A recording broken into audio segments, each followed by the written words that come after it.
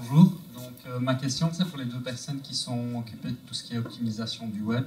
C'est pour savoir si vous avez déjà abordé un peu tout ce qui était l'hébergement, principalement la climatisation des hébergements, et par exemple au niveau des technologies de virtualisation avec des systèmes comme Docker, il y a 20% de ressources à économiser.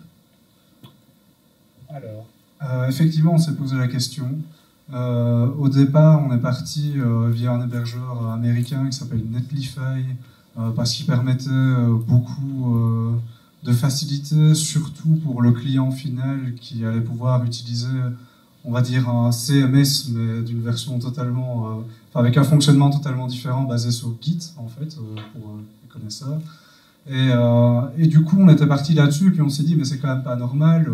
Effectivement, ils utilisent un CDN, donc un système Content Delivery Network, qui permet justement de répartir la demande, on va dire, en fonction d'où la personne veut charger la page. On va toujours chercher un serveur qui est le plus proche possible, on va dire, de la cible. Et donc on s'était dit, c'est déjà pas mal, mais l'idéal, ce serait effectivement d'avoir une solution le plus proche possible, 100% énergie renouvelable, etc. D'où justement le projet dont on parlait tout à l'heure, d'alimenter notre site uniquement via ce fameux Raspberry Pi et des panneaux solaires. Maintenant, comme l'a expliqué Anthony, dans l'état actuel des choses, on va dire qu'on essaye de faire au mieux et qu'on mise beaucoup sur l'industrie pour qu'il y ait justement pour que tout le monde embraye justement dans ce mouvement et alimente au maximum ces data centers via ce genre de technologie.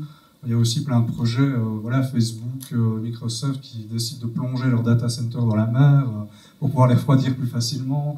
Donc voilà, ça c'est hors de notre portée, on va dire, mais on mise beaucoup sur les acteurs du secteur. Voilà. Merci. Une autre question? Oui. Je sais pas si... Ouais, je vais aller chercher, je te laisse poser ta question. Moi j'ai une question par rapport à la dernière présentation et par rapport au biomimétisme. Je me demandais, quand on s'intéresse à ça et qu'on a un problème, enfin la nature c'est énorme et donc où est-ce qu'on cherche la solution en fait? Par où est-ce qu'on commence? Très bonne question. Non, aujourd'hui, en fait c'est encore toujours aujourd'hui, après en France en tout cas, des pratiques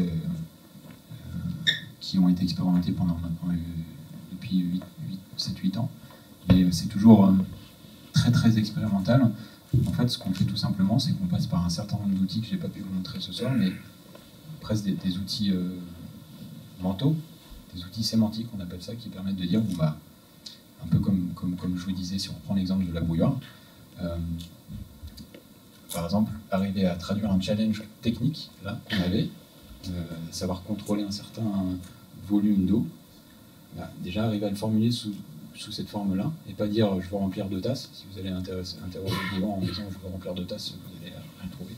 Et justement en disant bah, je veux contrôler un volume d'eau très précis, avec cette sémantique-là, vous arrivez à trouver un peu comme ça, de manière très fonctionnelle, un certain nombre d'organismes qui ont répondu à un challenge technique qui est similaire, parfois pour tout un tas de raisons très très différentes. Ce qu'on utilise, donc, c'est à la fois ce type d'outils, puis un réseau d'experts, et notamment de biologistes en fait. On dialogue constamment avec des biologistes, plus ou moins experts, à certains stades du projet, plus ou moins pointus. Donc voilà, il n'y a pas de réponse toute faite aujourd'hui, malheureusement. Une autre question? Oui.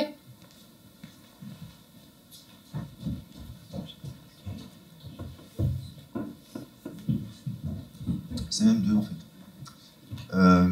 Pour le biomimétisme, la présentation donnait un petit peu l'impression que c'est une discipline assez neuve. Il faut quand même préciser qu'elle n'est pas vraiment. Il y a depuis toujours, l'homme, à commencer par Léonard de Vinci, se sont inspirés de la nature.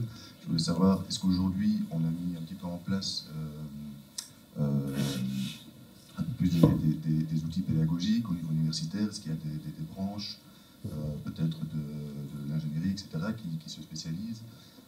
Voilà, ça c'était un petit peu ma question. Et la deuxième, c'était par rapport à MyFood.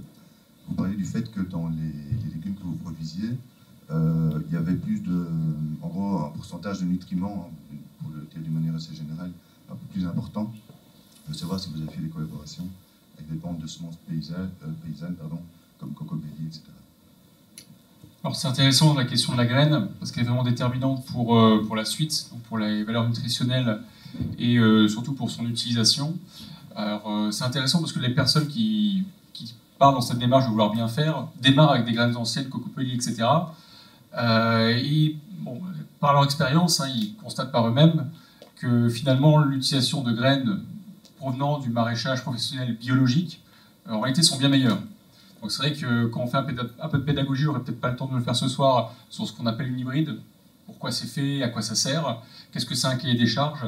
On se rend compte que dans le monde professionnel, on sait faire beaucoup de choses dans le durable et dans le nutritionnel par rapport à un cahier des charges bien défini. Donc je m'explique. Vous voulez un végétal qui est capable de voyager sur des milliers de kilomètres, à être produit rapidement, et si potentiellement il n'y a pas de nutriments, bah, c'est pas grave. Parce que ce qui compte, c'est autre chose. C'est la logistique, c'est la vente, etc. Par contre, si vous demandez aux agronomes et à la technique et à la science de répondre à un cahier des charges meilleur proposé par cette technologie, bah, bizarrement, c'est beaucoup plus nutritif. Le végétal se comporte bien de manière déterministe avec un taux de germination impeccable. Donc c'est vrai qu'on a parfois cette espèce de rejet mécanique hein, entre science et culture, science-nature, quand on essaie d'aller vers des modèles différents. Et en réalité, la science sait faire beaucoup de choses correctement, mais c'est pas comme ça qu'elle est exploitée. Donc le phénomène de rejet de se dire bah, si c'est ancien, c'est forcément meilleur, et si la nature est forcément bonne, pas forcément. La nature, c'est quand même un des premiers lieux de prédation, quand même, faut se dire, et que l'homme a quand même réussi à faire pas mal de choses, mais l'a exploité de manière parfois un peu dommageable. Donc, dans la science agronomique, il y a sur étagère la possibilité de choisir des cahiers des charges extrêmement précis pour récupérer des végétaux extrêmement pertinents à cultiver soi-même et qui vont mettre l'accent sur la valeur nutritionnelle, sur le taux de germination et sur même l'utilisation dans un environnement du type serre.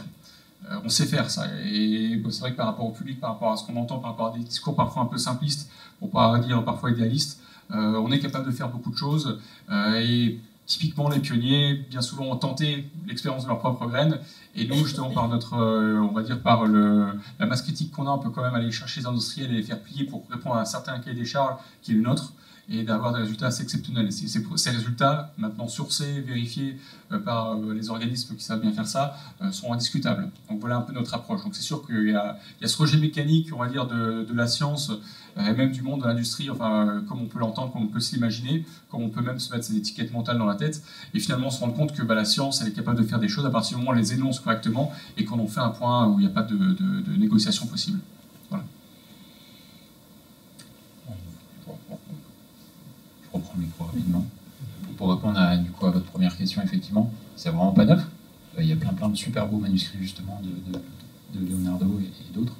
En fait, aujourd'hui, ce qui est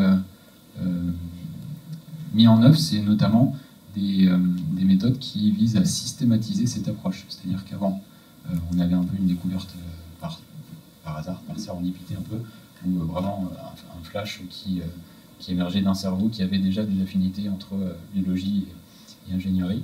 Aujourd'hui, l'approche, c'est notamment à travers quelques acteurs là, on n'est vraiment pas les seuls, le CIBIOS, qui est le Centre européen d'excellence en bioéthique, qui est basé à Senlis, pas très loin de l'Île-de-France, dans l'Île-de-France.